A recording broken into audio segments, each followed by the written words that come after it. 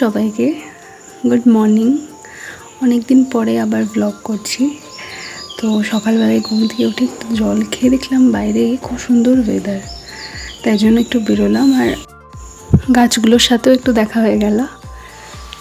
তারপর চা খেয়ে দেন একটু পড়তে বসে গেছিলাম। তো পড়তে বসেছিলাম, পড়তে পড়তেই তখন মা বললো যে তোকে একটু বাজারে যেতে হবে। তো কী আর করা যাবে, রেডি হয়ে বেরিয়ে পড়লাম বাজারে। বেরিয়ে দেখি আমাদের সামনে এখানে রাস্তাটায় আগের দিন যে জল হয়েছিল, তো সেখানে বৃষ্টি হয়েছিল আর কি। তো সেই কারণে পুরো রাস্তায় মানে কাদায় ভর্তি। অনেক জল জমেছিল তা নয়, অ্যাকচুয়ালি আমাদের এই দিকটাই মানে রাস্তাটা নতুন হয়েছে, যার জন্য এত বালি কাদা সব জমে থাকছে। তো বাজারে গেছিলাম, আমি ওখানে কোনো ভিডিও করিনি, ওখানে করার মতো ব্যাপার ছিল না। তো তারপর আমি এখানে এসে দোকানে গেছিলাম, আলু পেঁয়াজ সব নেওয়ার ছিল। তো নিয়ে তারপর বেরিয়ে পড়েছিলাম বাড়ি ফেরার রাস্তায়। আর বাড়ি ফিরে এসে শুনি মা গরম গরম রুটি করেছে। তো আমিও শুনে নিয়ে বললাম যে ঠিক আছে, আমি তাহলে আজ ডিম ভাজা রুটি খাবো, কারণ ডিম ভাজা রুটি আমার ফেভারিট। তোমাদের কার কার ডিম ভাজা দিয়ে রুটি খেতে ভালো লাগে জানিও।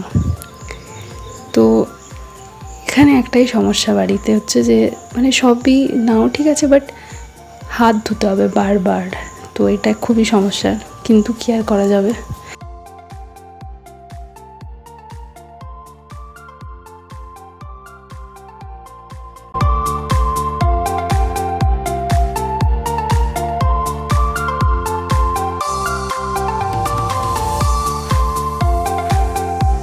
এখানে আমার ডিম ভাজা রুটি রেডি। তো তারপর কি বিকেলের দিকে মাকে বললাম যে চলো মা একটু হেঁটে আসি। তো তখন ওয়েদার ভালো ছিল, রাস্তাটাও এখানে পরিষ্কার হয়েই গেছিলো। মা আর আমি বেরিয়েছিলাম গল্প করতে করতে। তো একটু যাওয়ার পরে দেখি আমরা রাস্তায় জল জমে আছে, দেখতে পাচ্ছিলাম দূর থেকে। তো এখানে এসে দেখলাম ঠিক আছে, এটুকু জল ব্যাপার না, আমরা চলে যাব। এই তো জাস্ট বেরিয়েছি, কিন্তু আমরা যখন যাচ্ছি ওই রাস্তাটা আসলে এটা মানে এই রাস্তাটায় সবসময় তো যাওয়া হয় না। তো এবার গেছিলাম, খানিকটা এগোনোর পরে দেখি এই পুরো পুকুর হয়ে গেছে। তো মা অনেক চিন্তা ভাবনা করে মা ঠিক পেরিয়ে গেছিলো, আমি কিভাবে পেরোবো আমি সেটাই ভাবছিলাম। তো কী আর করা যাবে, আমার মুখের অবস্থা দেখো। আমার ওখানে গিয়ে মনে হচ্ছিলো ঠিক আছে এবার অনেক হাঁটা হয়েছে, বাড়ি ফিরে যাই, কারণ ওই কাদার মধ্যে মানে কাদা পায়ে হেঁটে যাওয়া একদম পসিবল না।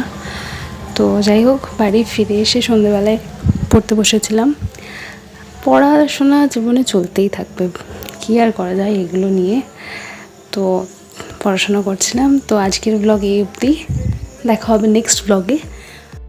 তো ততদিন তোমরা ভালো থেকো, সুস্থ থেকো, বাই।